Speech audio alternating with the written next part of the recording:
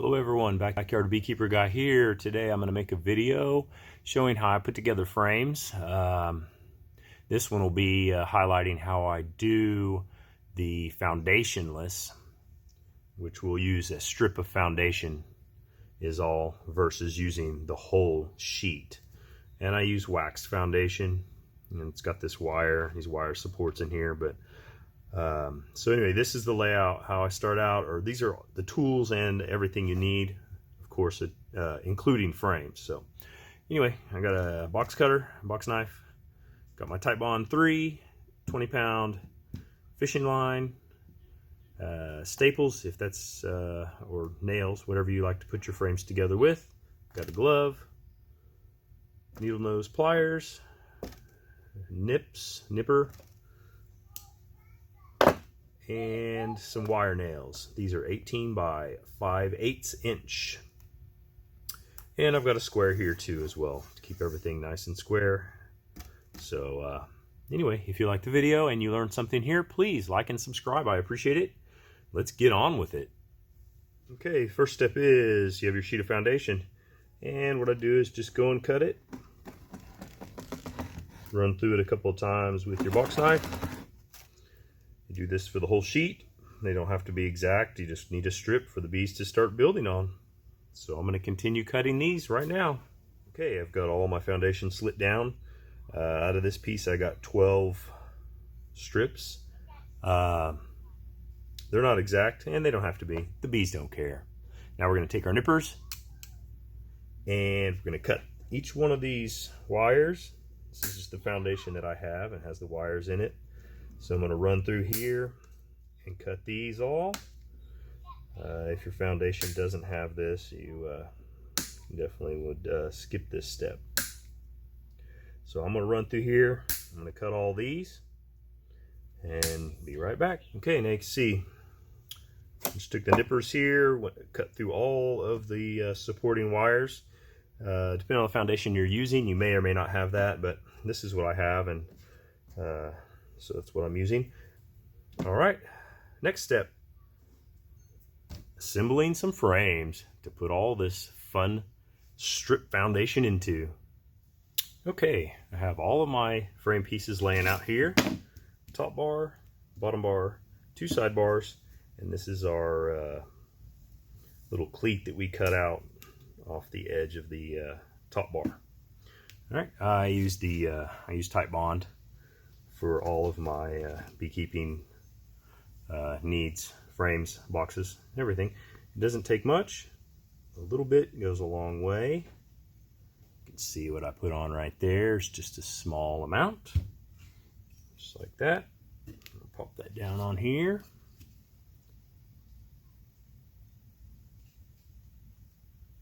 Once again, like I said, just a little bit. And any that you get on here that squeezes out, that's excess, definitely want to wipe that off. All right, I'm using a Harbor Freight staple gun to put my frames together. The staples I'm using, they're 18 gauge by 1 inch, and those are 1/4 inch staples. This Harbor Freight staple gun has worked really well for me. I have used it quite a bit. I think if you keep it oiled and you keep it stored out of the dust and whatnot in your shop, then it will last and work for a long time. All right, I'm going to look for any glue that has squeezed out. And we did pretty good on that. Any excess, like I said, you want to wipe that off. So, all right, there's our frame, and as usual, I always check for square. They go together pretty easily. All right, now we're going to take our wire nails, 18 gauge by 5/8. I'm going to put 3 of those right here in this top piece that we took out of the top bar. This is what's going to hold in our foundation. I use my needle nose to hold on to these because, well, it's It's better than hammering my fingers. So 3 of these in there. Good to go. Now I turn or set our frame up. Grab our foundation that we've got slit down.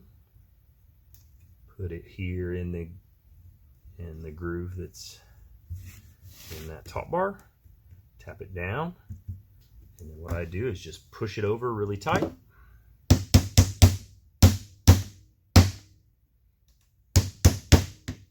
And hammer that in. Just push it tight and put those. Sometimes if you hit it, you can bend this foundation, but it's wax, so you can bend it right back. So you can see what we have there. I don't know. It's a half or maybe a 1/4 inch sticking up right there is all there is. And the bees don't need much. All right, now we're gonna go back and grab a couple more of those nails, and we're gonna add the fishing line to help support the future comb that the bees are gonna build. I usually just do it on one side here. Get 2 nails in. Started. All right, here's our fishing line. Just keep it here on the side and go through the holes in the frame. If your frames don't have these holes, you can easily put them wherever you think you need it.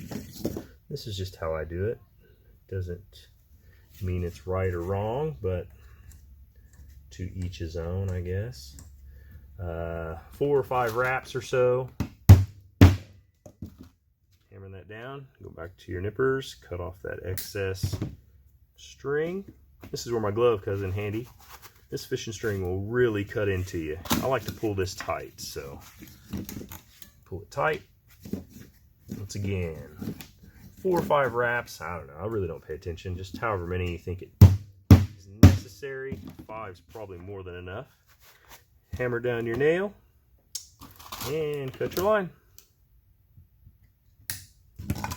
Right, there we go. Pretty much good to go. Play a little tune on there. Anyway, that's how I do my foundationless frames. The bees will build this out. You can spin this in a spinner as long as you are careful. I have a hand crank spinner, and I usually just use my best judgment when I spin my honey out, and don't really have much problem of my comb blowing out, although it does happen occasionally. Anyway, I hope you liked the video. Thanks for watching. Next time. Okay, here's a foundationless frame that I just pulled. You can see that they didn't take very long to get these built out. And that's probably been in there a week, but this is a hive I added a deep box to. And you can see the foundation with some of the wire in there that, and they build onto it. You just want to make sure your hive is somewhat level.